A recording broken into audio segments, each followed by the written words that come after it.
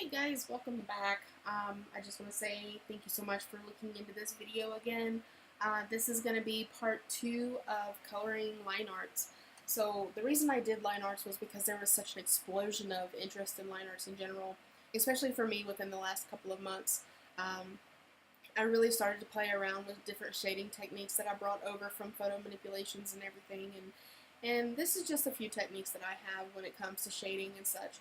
I don't know how to cell shade. I wish I did. I would really love to learn, but I just have not found anybody who's been willing to sit down with me and discuss it. Now, what I do, it's not going to be good for everybody. It's not going to be their technique, and they're definitely going to probably struggle with it a little bit, but you know what? Practice makes perfect. But here we go. So basically, I'm going to set my tools to for the brush to black and white, and the opacity is going to be brought down to like I don't know, 30% or so. Make sure you have your transfer on, which is what we discussed in the last video. And here I'm just following the contours and the shapes and such, the lines as well of all of the muscles, and just defining that with a black color. This is on going to be the gray part of it, but once we get all those colors back, we'll go ahead and discuss what happens then. Now just going through, we're kind of outlining and everything. It's the simple part of what's going on, or what we will end up doing this session. Now I'm zooming in on the face because I'm going to go through and kind of look at the different details and kind of enhance those details and emphasize them as well. I do want to pay attention to the eye. I love the eye of all things. We're going to bring in the white. Again, the white's on low opacity, and we're just kind of going through and enhancing all of those different details and making sure that they really pop. One thing I like about detailing is that I always want to make sure that if I were to hide the lines, my detailing would be able to stand on its own, and you can definitely tell what the shape is regardless of what we've seen before. Now I'm going through and doing the muscle defining and all of the legs and such. Once we get all of this done, we're going to go through and smudge. The smudge is set to the same settings as put in the last video, and we're really going to follow the way the shapes and everything are moving. So if it's going to be round, we definitely want to kind of go in a circular motion, or if they're straight, then yeah, go straight, why not? But in this case, there are no straight lines when it comes to a horse. They're all rounded edges.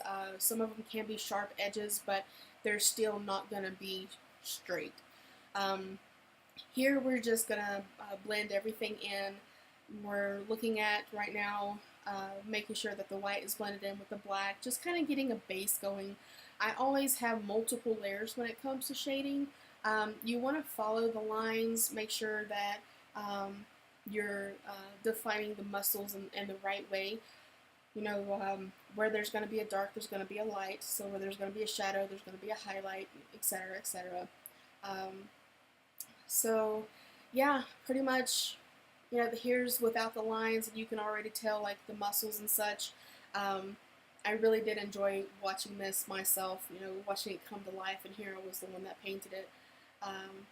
But yeah, so towards the end, I'll go ahead and pop right back in and see how everything is going and explain what my last steps are.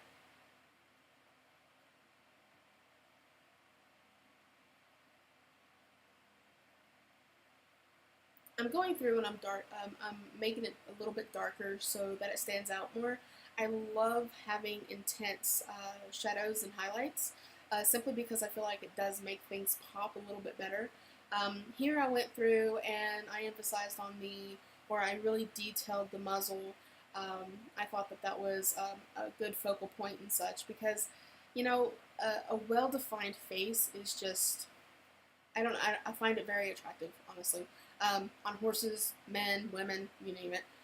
Here I went ahead and lowered the opacity on the lines because I really wanted to let my shading and highlights and such stand on their own, instead of having to rely on the lines themselves. This is great practice, so if you were to start drawing and lining yourself, you would know where to put the details.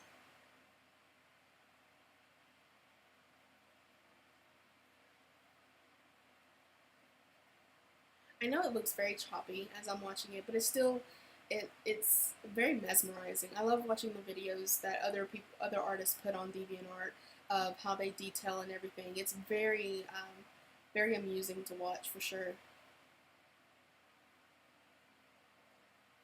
And now I'm just blending in the finer details.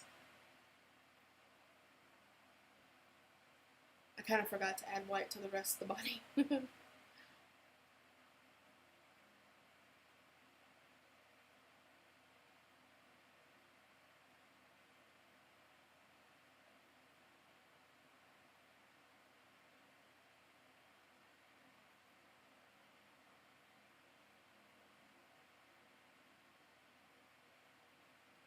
And now we're going to go in and we're going to blend.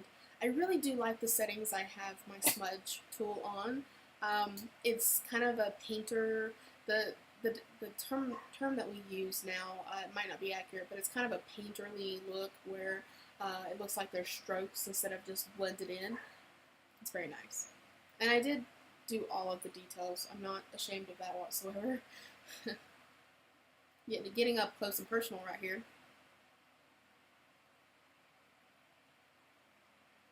So a little bit about me, I guess, while we're watching this video.